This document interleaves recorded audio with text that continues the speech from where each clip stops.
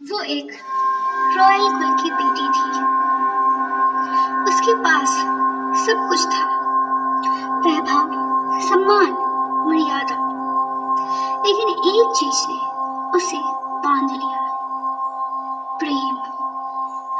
उसने प्रेम किया, पर किसी साधारण पुरुष से नहीं, उस आत्मा से किया जो उसके पूर्व जन्म से जुड़ी थी। उसने नाम, कुल, परंपरा और समाज सबका त्याग किया, सिर्फ उसे अपनाने के लिए। उसने विरोध नहीं किया, उसने समर्पण किया, लेकिन बदले में जो मिला वो प्रेम नहीं था, विश्वासघात था। उसने शादी की, कोई गवाह नहीं, कोई दुल्हन की बारात नहीं, सिर्फ दो आत्माएं और एक वचन, हर जन्म तुम्हारा साथ दूंगा। जब प्रेम ने फिर दिखाई, बेट्रेयल एंड कोलैप्स। जिसने कहा था सपनों में भी नहीं छोड़ूंगा, उसी ने हकीकत में किसी और से शादी कर ली।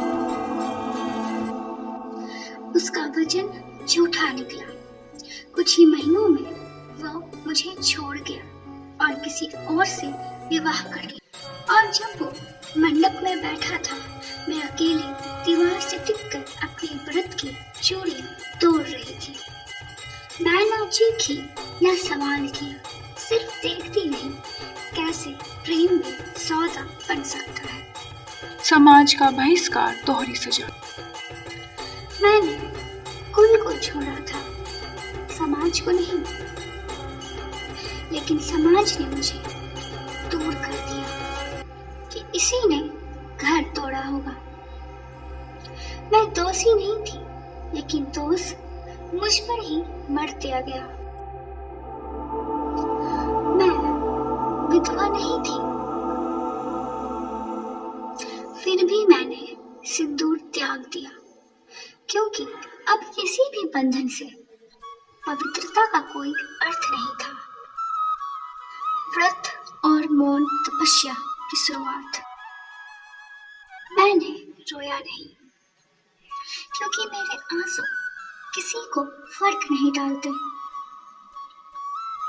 मैंने खुद को भूखा रखा, सिर्फ रोटी नहीं, शब्द भी त्याग दिए। मौन व्रत लिया, क्योंकि मेरी आवाज अब केवल ईश्वर से संवाद करती थी।